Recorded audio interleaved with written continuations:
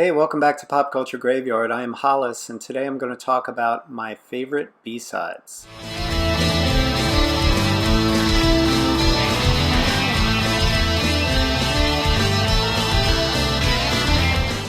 Hey, welcome back to Pop Culture Graveyard. I am Hollis, and today I've got a magnificent 7 for you. 7 favorite B-sides. So before we get started, I gave myself a few rules to make this tougher on me. First off, I'm talking B-sides. So my favorite A-sides don't count. So very sorry, My Perfect Cousin by the Undertones or Inconvenienced by the Au Pairs. I'm only talking B-sides. Secondly, I wasn't allowed to pick any B-side which you could easily find on the album with the A-side. Sorry, Drain You by Nirvana. Sorry, Warrior in Woolworths by X-Ray Specs. Thirdly, I wouldn't allow myself to pick any live version. So I didn't allow myself the great live version of Modern Love. That's the B-side to Modern Love by David Bowie. Nor did I allow myself the live version of Meet His Murder, taped in Oxford in 1985. That's the B-side of That Joke Isn't Funny Anymore by the Smiths. So no live versions. Finally, I didn't allow myself any EPs, because it would be far too easy to select anything off of the Hectic EP by Operation Ivy. Seriously, Yelling in My Ear, Sleep Long, Healthy Body, I'll go to war with any of those guys. So now that we have the rules, let's get started. First up, Satellite by the Sex Pistols. It's the B-side to Holidays in the Sun. This was the 4th single released from the band, and it came out right before the full-length album was released. My first B-side is 1977's Satellite by the Sex Pistols, the B-side to Holidays in the Sun, their 4th single, and it was released right before their full-length debut. Holidays in the Sun is one of their best songs. It charted, the lyrics are great. The lyrics to the song, incidentally, can be found in the cartoon, which I think is kind of fun. Yeah, I got this for $5 at Academy Records in New York in the 2000s. Remember those? Anyway, as you know, Holidays in the Sun is a great track. The B-side, Satellite, almost sounds a little bit like Holidays in the Sun slowed down. The title and lyrics to the song have to do with all the satellite towns that the Sex Pistols would play outside of London. Some of those gigs went great, some of those gigs went horribly, but they enjoyed all of those gigs because it was a rare chance to get away from Malcolm McLaren and his sort of stifling hands-on form of management that the band had already grown tired of. In any case, it's an underplayed track, an underknown track, and I hope some of you guys check it out. Next up, Warm Leatherette by The Normal. Hey, that's an A-side. No, it's not. It was released in 1978. It was originally the B-side of TVOD, which was the first song that The Normal recorded. The Normal is just one guy, Daniel Miller, and he formed a record company simply to release this single, Mute Records, which you may know as being the long-term home of Depeche Mode and Yaz, or Yazoo in England, and many, many other bands. Anyway, at the time, Miller was just holed up in his apartment with a Korg synthesizer and some home taping equipment, and he recorded these tracks.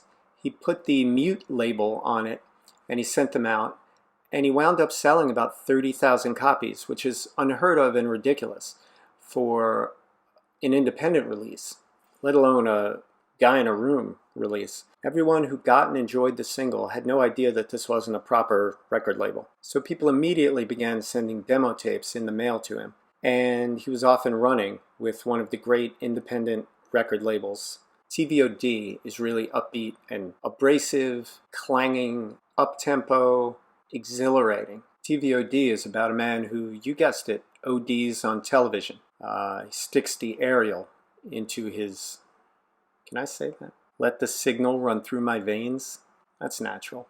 But the B-side that everyone went crazy over, Warm Leatherette, it took its inspiration from the Ballard novel, Crash. Ballard's novel has to do with a bunch of people who stage car crashes to get sexual satisfaction from them. Yeah, crazy. You may know the film it was later made into by David Cronenberg. Crazy, crazy shit.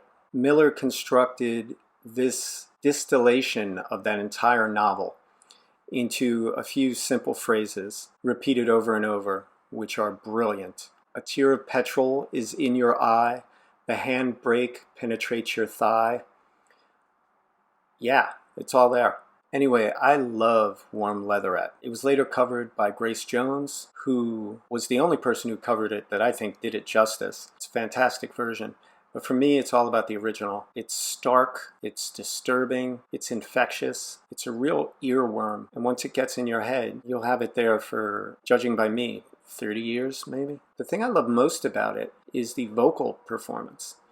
I don't know if you'll get this reference, but in the movie Bedazzled with Peter Cook and Dudley Moore, there's that great section where they're each playing pop artists on a TV show. And Dudley Moore's character is screaming, "Love me," and pleading with the teenage female audience to love him. Then my beloved Peter Cook comes out, and he just stands on stage with this look of apathy on his face. And his entire song is, all about how you fill me with inertia. It's so detached and antisocial in its way. I get that same feeling from this song. It's one of the great electronic punk songs of the late 70s, early 80s. And that's saying something. The next B-side is Social Fools by Devo, which is the B-side of B-Stiff that, of course, came out on Stiff. It was, however, also the B-side to Comeback Johnny, spelled Comeback Joni, is on Virgin. So two great ways to get this B-side. There's a Stiff EP also, which I wasn't allowing myself given the rules, but it's on there as well. These were both released in 1978. Social Fools is a fantastic song. It's right on target for Devo lyrically. It's all about how if you obey society's rules, you'll become society's tools. That's Devo Logic 101. You'll obey and then disobey. You'll disobey, but then you'll obey. So it's a funny song, and it takes down the kind of people that are a common target for Devo in their lyrics. So the lyrics of Social Fools are fantastic, but the music is infectious as hell. It's a crazy up-tempo song. It sounds like it's being played by a bunch of apes that ate their own brains. It is everything you want in a Devo song, and it's a lot more guitar-based than your normal Devo songs too. So Bob really gets to go to town on this track.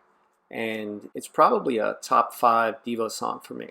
And this beat out, I didn't want to have 2 Devo songs, so this beat out Turnaround, which is another great B-side by Devo. So if you get the chance, definitely check out Social Fools, but also check out Turnaround, which is the B-side of Whip It. I'm not cheating, I'm just suggesting.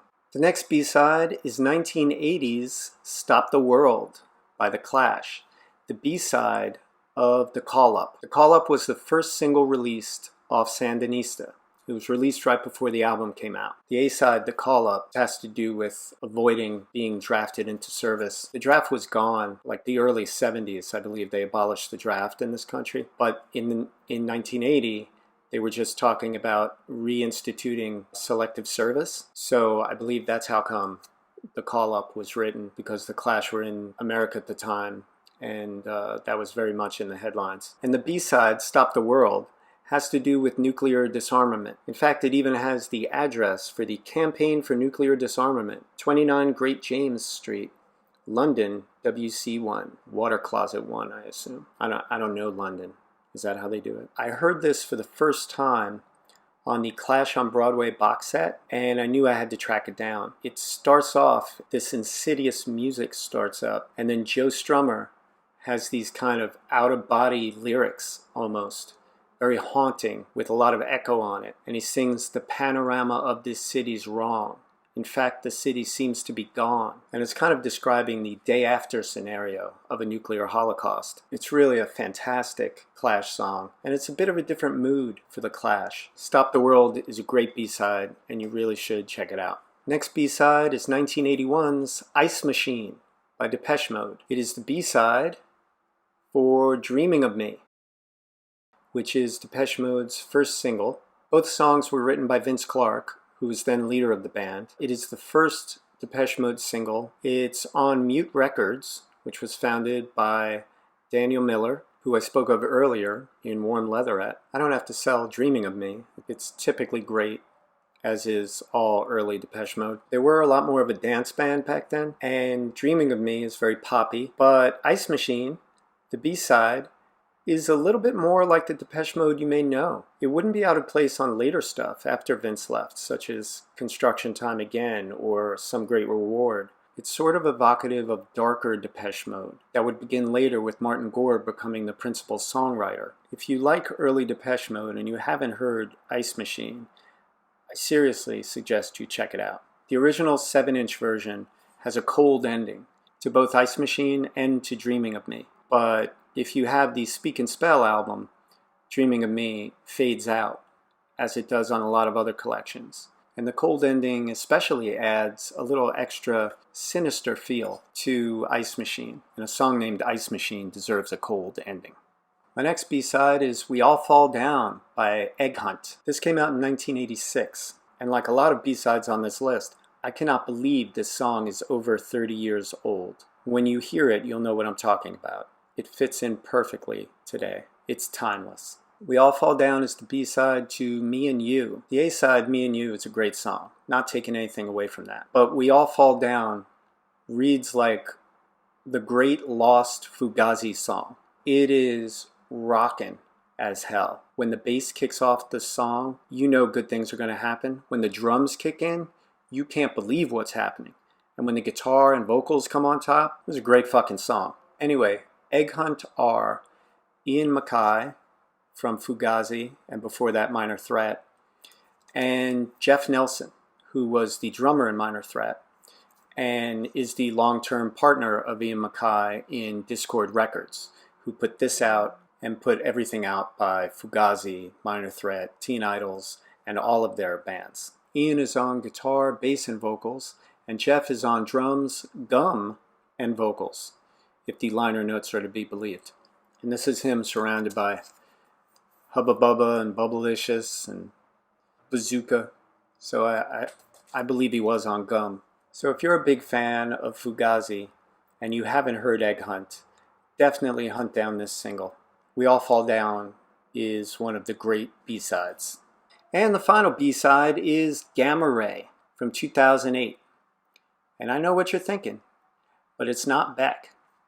Beck did Gamma Ray on the A-side. The B-side is Gamma Ray by Jay Retard. This came out on DGC in 2008. You know the Beck track off Modern Guilt, of course, Gamma Ray. It's great. It's perfect. There's nothing wrong with it. But Jay Retard's cover of Gamma Ray on the B-side, the music is raw and rockin', and it's got the most unhinged vocals on top of it. I love this cover. I don't know how this came about, but it was a stroke of genius having Jay Retard cover this. Sometimes when I would be DJing, I would play Gamma Ray by Beck, and then later in the night, I'd play Gamma Ray by Jay Retard, because I'd hear the Beck version, and in my head I'd be like, you know what? You gotta play that Retard track. Beck's version has some special effects on it. It almost seems like they stripped everything away except the special effects, and then Jay Retard did his thing all over it, because it is just maniacal.